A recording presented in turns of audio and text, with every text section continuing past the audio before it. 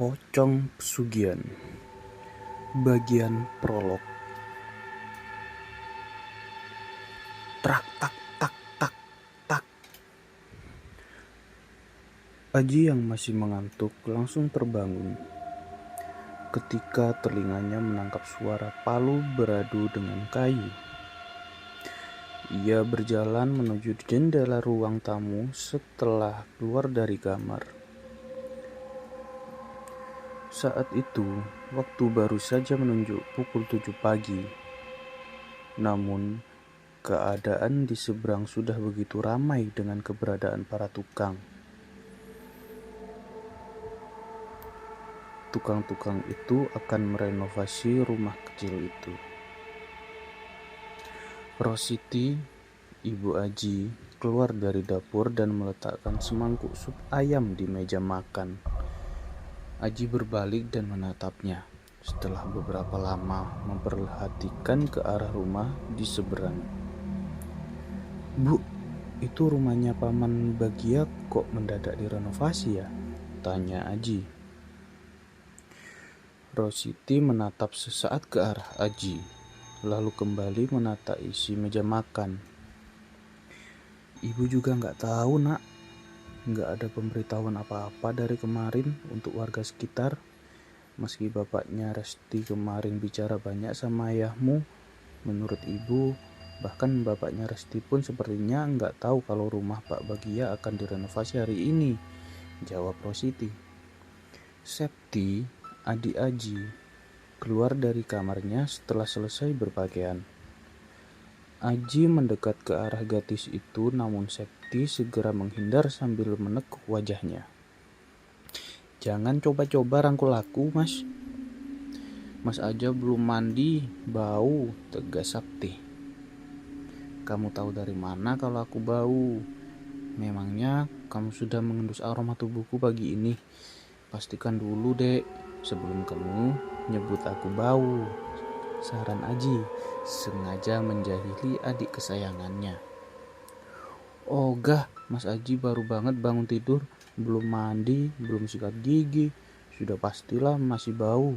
Makanya, Mas setelah sholat subuh tuh jangan tidur lagi. Langsung mandi biar wangi," saran Septi. Aji pun terkekeh sambil mengacak puncak kepala adik kesayangannya tersebut.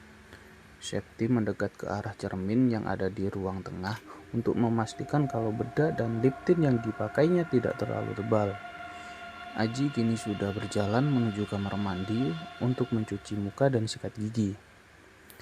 "Aku semalam begadang mengerjakan tugas kantor, Dek. Maklumlah kalau akhirnya aku tidur lagi setelah sholat subuh.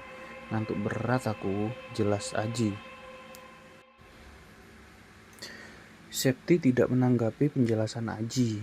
Ia lebih memilih menatap ke arah jendela depan ketika telinganya kembali menangkap suara palu yang beradu dengan kayu.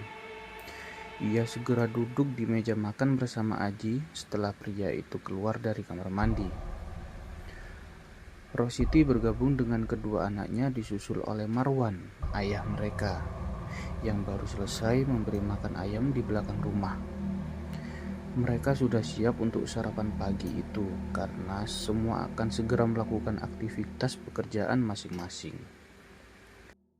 "Kamu nggak ada dengar-dengar kabar sebelumnya, Dek, dari Amira? Kok rumahnya mendadak direnovasi tanpa ada pemberitahuan pada warga?" tanya Aji. Septi langsung menggeleng. Ia meletakkan mangkuk berisi ayam suwir sambal kemangi setelah mengambil sedikit ke piringnya. "Aku sudah 2 minggu nggak pernah ketemu Amira, Mas.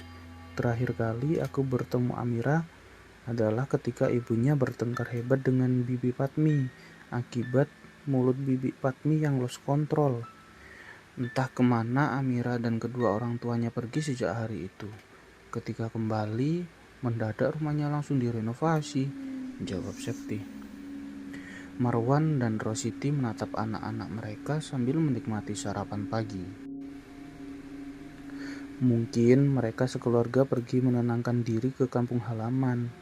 Hinaan yang diucapkan oleh Ibu Patmi 2 minggu lalu soal kemiskinan keluarga Pak Bagia pasti melukai hati mereka. Maka dari itu mereka pergi selama 2 minggu agar perasaan mereka kembali tenang, ujar Rositi. Jangan pernah kelakuan seperti itu kalian tiru. Ibu Patmi itu memang kalau bicara tidak pernah pikir-pikir dulu. Seenaknya saja menghina orang. Padahal dia kan tidak tahu apa-apa soal keadaan keluarga Pak Bagia yang sesungguhnya. Siapa tahu Pak Bagia sebenarnya tidak semiskin yang dilihat. Siapa tahu juga dia hanya ingin menjalani hidup yang biasa-biasa aja. Padahal di kampung halamannya dia punya banyak tanah yang bisa dijual kapanpun. Jahat sekali itu mulut Ibu Patmi, ungkap Marwan. Diiringi rasa kesal yang sama sekali tidak berusaha dia tutupi. Makanya ibu langsung memeluk Bu Rusna waktu Bu Patmi mengata-ngatai keluarga mereka miskin. Ibu ikutan sakit hati waktu mendengar dia bicara gitu. Sayangnya ibu cuma bisa menenangkan Bu Rusna sambil menangis. Ibu nggak bisa membuat Bu Patmi berhenti bicara kasar, sesal Rositi. Septi langsung mengusap lembut pundak ibunya untuk menenangkan. Aji sesekali kembali menatap jendela depan untuk melihat para buruh bangunan yang sepertinya sangat sibuk di seberang jalan sana. Banyak sekali buruh bangunannya bekerja di rumah Pak Bagia. Biasanya kalau hanya renovasi, seharusnya tidak perlu memakai buruh bangunan sebanyak itu kan? Heran Aji. Mungkin Pak Bagia ingin renovasi rumahnya cepat selesai, Nak. Kalau terlalu lama renovasinya selesai, maka mereka akan membuang lebih banyak uang untuk biaya tak terduga. Kalau lebih cepat selesai renovasinya, maka mereka bisa menghemat pengeluaran, ujar Marwan. Setelah selesai sarapan, Septi langsung berpamitan untuk berangkat kerja. Aji sendiri baru akan mandi karena hari itu ia mendapatkan jam kerja siang. Marwan kembali ke kebun di belakang rumah untuk mengurus sayur-sayur yang tak lama lagi akan panen. Rositi kembali mengurus dapur karena masih banyak alat masak yang belum ia cuci. Aji mematut dirinya di depan cermin setelah selesai mandi. Ia memakai kemeja berwarna biru navy dan memadukannya dengan celana kain berwarna abu-abu tua. Sesekali, netranya melirik ke arah jendela kamar yang terbuka, karena dari jendela itu ia bisa melihat bagian samping rumah orang tua Amira yang sedang direnovasi. Entah kenapa pandangannya sulit sekali diajak bekerja sama pagi itu, hingga berulang kali terus saja melirik ke arah sana. Setelah selesai berpakaian dan menyisir rambut agar rapi, Aji pun berbalik untuk meraih tas kerjanya yang tergantung di tembok dekat jendela. Sekilas, ia tak sengaja melihat sesosok pocong yang sedang melompat-lompat di samping rumah orang tua Amira. Namun ketika ia akan meyakinkan kembali penglihatannya, pocong yang ia lihat tadi sudah tidak ada di sana. Dan melintaslah beberapa orang buruh bangunan sambil membawa kayu. Aji merasa yakin kalau dirinya tadi tidak salah lihat. Ia sudah terbiasa melihat hal-hal yang tak biasa, sehingga tahu bedanya antara ilusi dan kebenaran nyata. Makhluk-makhluk halus di sekitarnya itu. Tadi itu benar-benar ada pocong di samping rumah Pak Bagia. Gak mungkin aku salah lihat.